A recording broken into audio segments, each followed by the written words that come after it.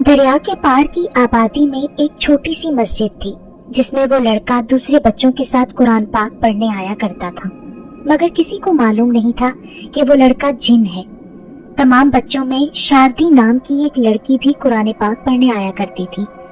ایک دن پیش امام صاحب نے اس بچے سے پوچھ ہی لیا، بیٹا تم کون ہو اور کہاں سے بلا ناغہ مسجد میں آتے ہو؟ پیش امام صاحب، سامنے پہاڑ کی دوسری طرف ایک گاؤں ہے، میں وہیں سے آتا ہوں۔ آپ قرآن پاک بہت ہی خوش الحانی سے پڑھاتے ہیں، اس لیے میں آپ کے پاس آتا ہوں روزانہ۔ اس سے آگے پیش امام صاحب کچھ نہ پوچھ سکے یا پوچھنے کی ضرورت محسوس نہ کی۔ وہ بچہ تقریباً 2 سال تک تعلیم حاصل کرتا رہا۔ 2 سال میں ایک دن بھی ناغہ نہیں تھا۔ ادھر شاردی بھی برابر مسجد میں آ کر قرآن پاک کی تعلیم حاصل کرتی رہی۔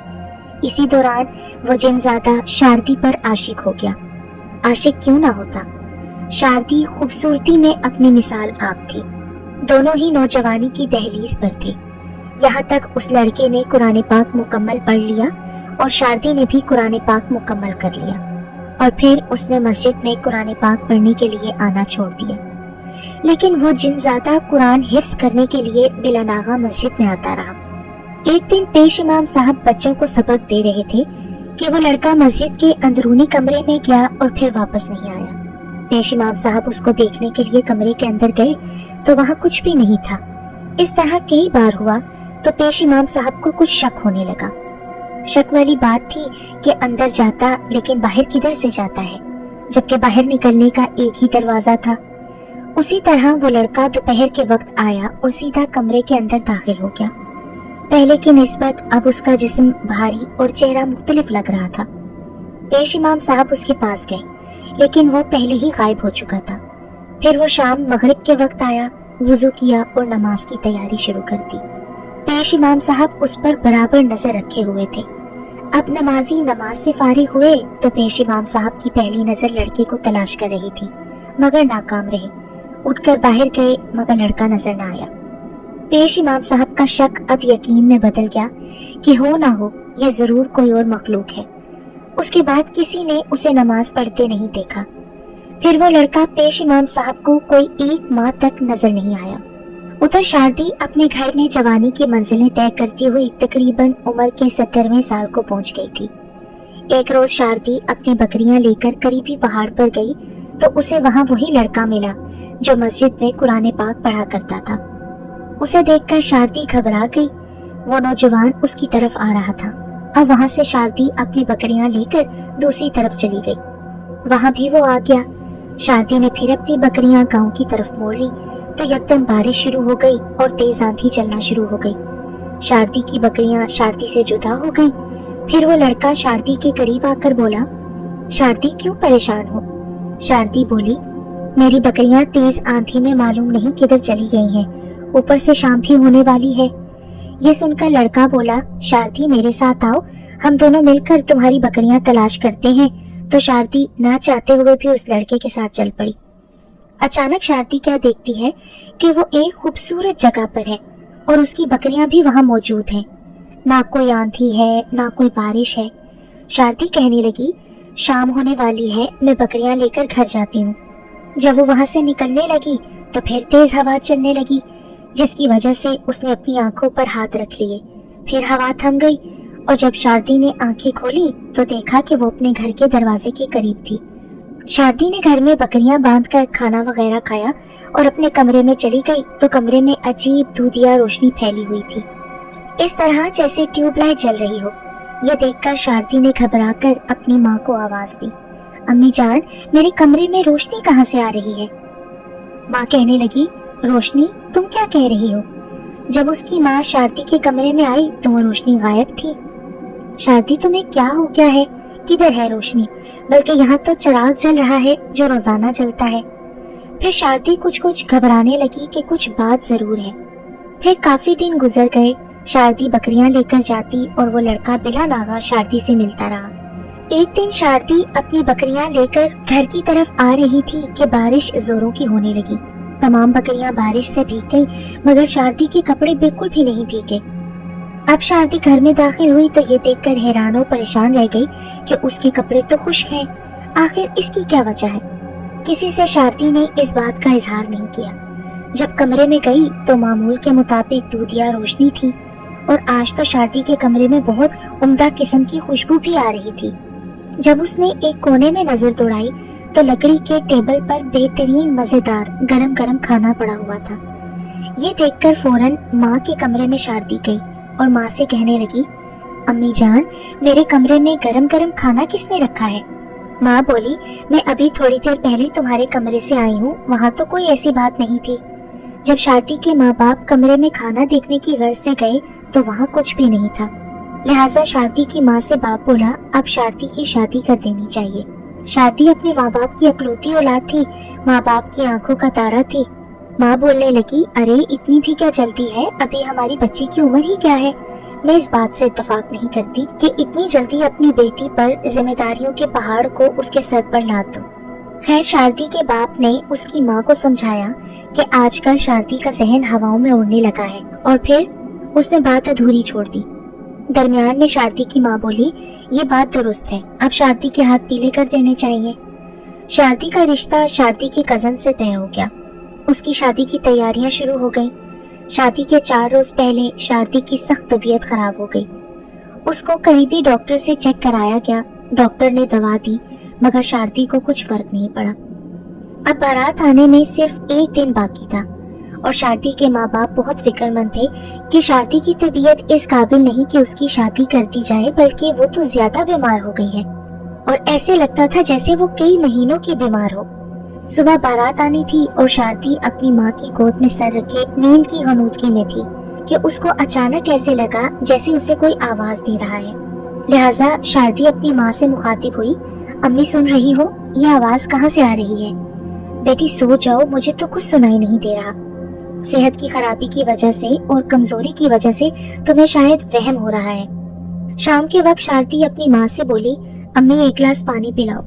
ये सुनते ही माँ पानी लेने चली गई। जैसे ही माँ गई तो फौरन एक खूबसूरत लड़का हाथ में गिलास लिए शारदी से मुखातिब हुआ, ये लो पानी पी लो। कमरे में अचानक उस नौजवान को देखकर शारदी तो घबरा गई और खड़ी हो गई। तुम कौन हो? घबराओ नहीं, पहले पानी पी लो फिर बताता हूँ। घर में और भी काफी मेहमान थे। सब ये देखकर हैरान हो रहे थे कि शारदी किससे बातें कर रही है, जबकि बज़ाहिर किसी को कोई भी नजर नहीं आ रहा था। इतने में शारदी की माँ पानी लेकर आ गई और बोली, शारदी पुत्र, तुझे हो क्या क्या है? माँ, ये कौन है? इसे कहो यहाँ से चला जाए, मुझे इससे डर लग रहा है। तू किससे बातें कर रही है बेटी? मेरी तरफ देख और ये पानी पी ले। माँ, मुझे भूख लगी है। शारदी ने अभी जुबान से भूख का लफ्ज अदा ही किया था कि वो नौजवान गरम गरम खाना लेकर उसके सामने हाजिर हो गया और बोला, शारदी लो, खाना खा लो। शारदी बहुत घबराई कि आखिर ये कौन है। उसकी समझ में बिल्कुल नहीं आ रहा था। शारदी उससे काफी घबराई बातें कर रही थी और पास बैठे शारदी की माँ बाप और दीगर मेहमान बहुत परेशान हो रहे थे कि ये किससे और कैसी कैसी बातें कर रही है। एकदम ही शारदी बोली, तुम लोग सब यहाँ से चले जाओ, मुझे अकेला छोड़ दो। तमाम अफराद उसके पास से उठकर चले गए तो वो नौजवान इंसानी शक्ल में शारदी के सामने खड़ा था। उसे देखकर शारदी डर गई और उठकर भागने लगी कि फिर ना जाने शारदी को क्या हुआ कि फौरन ही अपनी जगह पर बैठ गई। तुम कौन हो और क्या चाहते हो? घबराओ नहीं, तुम्हें कुछ नहीं कहूँगा, मैं तुमसे मोहब्बत करता हूँ। क्या मुझसे मोहब्बत? मेरी तो कल बारात आने वाली है, तो क्या बारात को वापस करा दूं? वो नौजवान बोला, पर आखिर तुम हो कौन? तुमने मुझे पहचाना नहीं? मैं वही अजनबी नौजवान हूँ जो तुम्हारे साथ मस्जिद में कुरान पाक पढ़ने आया करता था। तुम मुझे सबसे ज्यादा अच्छी लगती थी और उसी वक्त से मैं तुमसे मोहब्बत करता हूँ। तुम्हारे कमरे में खुशबू भी मैंने फैलाई थी, तुम्हारे कमरे में गरम गरम खाना भी मैंने ही रखा था। नौजवान की बातें सुनकर शारदी गुमसुम सोचों में डूब गई। क्या सोच रही हो शारदी? मैं सोच रही हूँ कि अब मेरी शादी भला तुमसे कैसे हो सकती है। अब इस वक्त शारदी बिल्कुल तंदुरुस्त, तवाना और पुरसकून थी, जैसे उसे कोई बीमारी ना हो। ये सब कुछ उस जिन लड़के का किया कराया था। इतने में फजर की अजान का वक्त हो गया और वो शारदी से अगली मुलाकात का कहकर गायब हो गया। वो बहुत हैरान थी कि ये सब कुछ क्या हो रहा है। उसने अपनी माँ को आवाज दी। माँ ने आते ही शारदी से पूछा कि तुम किससे बातें कर रही थी। फिर उसने अपनी माँ से सब कुछ साफ साफ बयान कर दिया कि मालूम नहीं वो कौन नौजवान है, मुझे तो वो कोई और ही मखलूक लगता है। कह रहा था कि मैं तुमसे मोहब्बत करता हूँ और तुमसे शादी करना चाहता हूँ। शारदी की माँ ये सुनकर बहुत फिक्रमंद और परेशान हो गई और अब आहिस्ता आहिस्ता सुबह का उजाला हर सू फैल चुका था। घर के दीगर अफराद नींद से बेदार हो गए। घर में गहमा गहमी नजर आ रही थी और आहिस्ता आहिस्ता वक्त गुजरता रहा। फिर वो वक्त आ पहुंचा। 1 घंटे बाद बारात आ गई। काजी साहब को बुलाया गया।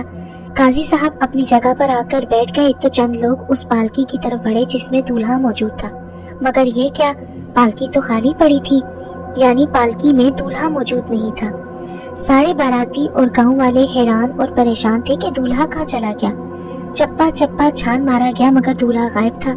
जब ये खबर शारदी को मिली तो वो घबराने लगी और समझ गई कि यह सब कुछ उसी जिन लड़के का किया धरा है। उधर तमाम खाना जो बारातियों के लिए पकाया गया था वो सबका सब देख से गायब हो चुका था। अब मजीद हैरानी बढ़ गई। लोग सहमे हुए थे और फिर इस तगोदो में शाम हो गई। दूल्हा ना मिला तो बारात वाले मायूस और परेशान होकर वापस अपने गांव चले गए। जब सारी बाराती और घर वाले रोते पीटते घर में दाखिल हुए तो देखा कि दूल्हा मियाँ अपने घर में सोए हुए थे और ये देखकर सबके सब घबरा गए। फिर जब उससे पूछा गया कि तुम कहाँ थे और यहाँ कैसे पहुँच गए, तुमने तो हमारी नाक कटवा दी, हमारी बहुत बेइज्जती करवाई, और अगर ये शादी तुम्हें मंजूर ना थी तो पहले बता देते। दूल्हा अब होश में आ चुका था। उसने बताया कि मुझे तो खुद मालूम नहीं कि मैं कहाँ हूँ। मुझे सिर्फ इतना याद है कि किसी ने मुझे बहुत आराम से उठाकर यहाँ लाकर छोड़ दिया और फिर गायबाना आवाज सुनी थी मैंने कि उस लड़की से अगर तुमने शादी की तो तुम्हें जान से मार दिया जाएगा, वो सिर्फ मेरी है। फिर उसके बाद मुझे कुछ होश नहीं रहा और अभी जब आप लोग आए हैं तो मुझे होश वापस आया। उधर शारदी के घर वाले बहुत परेशान थे कि ये सब कुछ हमारे साथ क्या हो रहा है। जब बारात वापस चली गई तो वो जिन लड़का इंसानी शक्ल में शारदी के कमरे में आया और मुबारकबाद दी। अब तुम बेफिक्र हो जाओ, मैं तुमसे शादी के लिए तैयार हूँ। अब शारदी का डर और खौफ उस नौजवान से निकल चुका था। उसने सोचा कि अब उसके साथ नरमी बरती जाए तो ठीक रहेगा। शारदी ने उससे मोहब्बत से पूछा, तुम कौन हो, तुम्हारा घर कहाँ है, तुम्हारे माँ बाप कहाँ हैं? दरअसल वो समझ गई थी कि इसका ताल्लुक कौमे जिन्नात से है, इसलिए इससे तरीके और इखलाक से बात करनी चाहिए, वरना वो जिन कुछ भी कर सकता है। शारदी ने अपनी अक्लमंदी से उससे सब कुछ मालूम करने की कोशिश की। वो जब भी शारदी से मिलता था, शारदी एक बात जरूर नोट करती थी कि उसकी आंखों में एक अजीब किस्म की चमक रहती है। इस तरह शारदी ने उससे काफी सवालात पूछे। एक दिन शारदी का बाप कमरे में आया तो वो लड़का फौरन गायब हो गया। वो उस वक्त उससे बातें ही कर रही थी।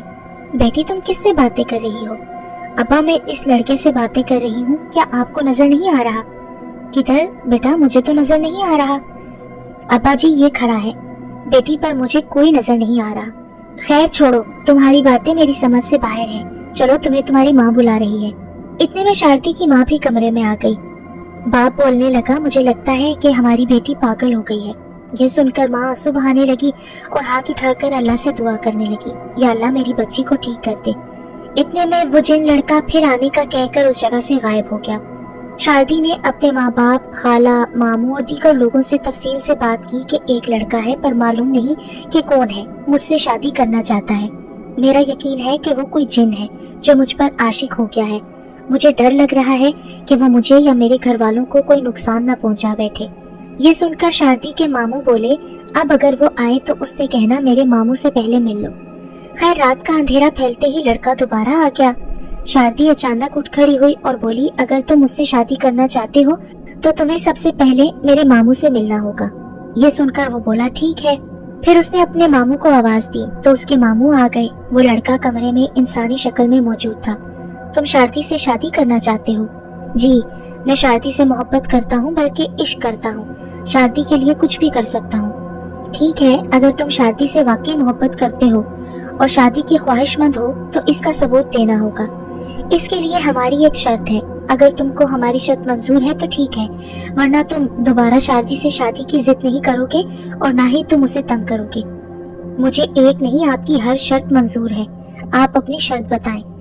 जिनजादे की हिम्मत और हौसले को देखते हुए मामू बोले, तुम एक रात में मेरी भांजी के लिए एक खूबसूरत किला तामीर करोगे। अगर तुम आज़ान फजर से पहले पहले किला तामीर ना कर सके तो दोबारा शारदी से शादी की जिद नहीं करोगे और शर्त हार जाओगे। मुझे आपकी ये शर्त मंजूर है। اگر میں یہ شرط ہار گیا تو میرا وعدہ ہے کہ میں شاردی سے بالکل رابطہ نہیں رکھوں گا، بلکہ اس کی دنیا سے بہت دور چلا جاؤں گا۔ شاردی کے ماموں سے یہ الفاظ کہہ کر وہ غائب ہو گیا۔ شاردی نے گھبرائے ہوئے لہجے میں اپنے ماموں سے مخاطب ہو کر کہا، اگر یہ شرط جیت گیا تو پھر آپ کو اپنی شرط ماننی پڑے گی، پھر کیا ہوگا؟ شاردی کا ماموں بہت سمجھدار اور عقل مند تھا۔ اس نے کہا، تم بے فکر رہو، میں جانوں اور میرا کام، اللہ تعالیٰ کوئی نہ کوئی صورت ضرور نکالے گا۔ جب رات کا اندھیرا ہر سو مسلط ہو گیا، رات کے 8 بج چکے تھے اور قلعے کی تعمیر کا کام شروع ہو چکا تھا۔ دیکھنے والوں کی زبانی معلوم ہوا کہ قلعے کی تعمیر بدستور ہو رہی تھی۔ بڑے بڑے پتھر اور ساری چیزیں اس جگہ رکھی تھیں، مگر تعمیر کرنے والے نظر نہیں آ رہے تھے۔ راہگیر بھی حیران اور پریشان تھے کہ یہ سب کچھ کیا ہو رہا ہے۔ قلعے کی تعمیر جاری تھی کہ اچانک شاردی کے ماموں کو خیال آیا۔ جب اس نے گھڑی میں ٹائم دیکھا تو رات کے 4 بج چکے تھے، مگر قلعے کی تعمیر زور و شور سے جاری تھی۔ شاردی کا ماموں فوراً مسجد میں گیا۔ اس کو پتا تھا کہ اب میں تھوڑی دیر بعد شرط ہار جاؤں گا، اور یہ سوچ کر شاردی کا ماموں بہت پریشان ہوا۔ خیر، اس نے فوراً وضو کیا اور لاؤڈ سپیکر میں اذان فجر دے دی۔ اذان کا سننا تھا کہ تمام جن جس حال میں اور جہاں جہاں کام کر رہے تھے وہیں پر کام چھوڑا اور سب کے سب وہاں سے غائب ہو کر چلے گئے۔ ادھر جب پیش امام صاحب نے گھڑی میں ٹائم دیکھا تو کہا، کس نامعقول نے وقت سے پہلے ہی اذان دے دی۔ اب پیش امام صاحب کو سب کچھ معلوم ہو گیا۔ انہوں نے وضو کیا اور وقت مقررہ پر اذان دی۔ پیش امام صاحب بھی عقل مند انسان تھے۔ خیر، صبح کا اجالا جب ہر سو پھیل گیا تو وہ خوبصورت جن لڑکا انسانی شکل میں نمودار ہوا۔ اسے دیکھ کر شاردی ڈر گئی۔ ڈرو نہیں، میں تمہارا آخری دیدار کرنے آیا ہوں۔ مبارک ہو تم کو، تم شرط جیت گئی ہو اور میں ہار گیا ہوں۔ وعدے کے مطابق میں تمہاری زندگی اور تمہاری دنیا سے بہت دور جا رہا ہوں۔ اگر میرے لائق کوئی خدمت بھی ہو اور کسی بھی وقت تمہیں میری ضرورت پڑے تو مجھے فوراً قلعے والی جگہ پر جا کر آواز دینا، میرا نام لے کر۔ میرا نام حسان ہے، میں خدمت کے لیے حاضر ہو جاؤں گا، اور جب تک تمہاری اولاد اس دنیا میں رہے گی کوئی بھی جن تم لوگوں کو تنگ نہیں کرے گا، اور میں بغیر تمہاری اجازت کے کبھی اس علاقے کی طرف رخ نہیں کروں گا۔ تمہارا شہر اور قلعہ تمہیں مبارک ہو۔ یہ کہہ کر جن لڑکا غائب ہو گیا۔ اس کی آنکھوں میں نمایاں طور پر آنسو نظر آ رہے تھے۔ شاردی نے اسی وقت اللہ کا شکر ادا کیا اور سجدے میں گر گئی، اور جب یہ تمام باتیں گھر والوں کو معلوم ہوئی تو گھر کے سارے افراد بہت خوش ہوئے۔ چند دن بعد شاردی ڈرتی ڈرتی قلعے کی طرف گئی تو قلعہ دیکھ کر حیران اور پریشان رہ گئی کہ بہت ہی خوبصورت قلعہ اپنی جگہ موجود تھا۔ شاردی سوچنے لگی کہ کاش اگر یہ قلعہ کسی انسان نے میری محبت میں بنایا ہوتا تو کتنا مزہ آتا۔ پورے گاؤں بلکہ آس پاس کے علاقے کے بے شمار لوگ قلعہ دیکھنے کے لیے آئے تو دیکھا کہ قلعہ واقعی مکمل ہو چکا تھا۔ اگر کمی رہ گئی تھی تو صرف اور صرف قلعے کی چھت، جو کہ مکمل ہونے سے رہ گئی تھی۔ دوسری بات، یہ قلعہ اتنی مہارت سے تعمیر کیا گیا تھا کہ جو ایک دفعہ قلعے کو دیکھ لیتا اسے حیرانگی لازمی ہوتی، کیونکہ بنانے والوں نے بنایا ہی عجیب و غریب تھا۔ اس کی 4 دیواریں تھیں اور ان دیواروں میں 4 بڑے بڑے پتھر استعمال ہوئے تھے۔ نقش و نگار بہت خوبصورت بنائے گئے تھے۔ نامعلوم اتنے اچھے اور خوبصورت پتھر کہاں سے تلاش کر کے لائے گئے تھے۔ یہ خوبصورت اور لاجواب قلعہ آج بھی اسی طرح موجود ہے، نہ اس میں کوئی اضافہ ہوا اور نہ کوئی کمی واقع ہوئی۔ جہاں جہاں اور جیسے جیسے استعمال کیے پتھر رکھے تھے آج بھی ویسے کے ویسے ہی پڑے ہوئے ہیں۔ یہ قلعہ ایک جن زادے نے ایک آدم زادی کے عشق میں مبتلا ہو کر تعمیر کیا تھا۔ اگر یہ حقیقت سننے والوں کو کوئی شک ہو تو وہ یہ قلعہ اپنی آنکھوں سے دیکھ سکتے ہیں۔ یہ قلعہ آزاد کشمیر کے دارالخلافہ مظفر آباد سے 180 کلومیٹر کے فاصلے پر وادی نیلم میں واقع ہے۔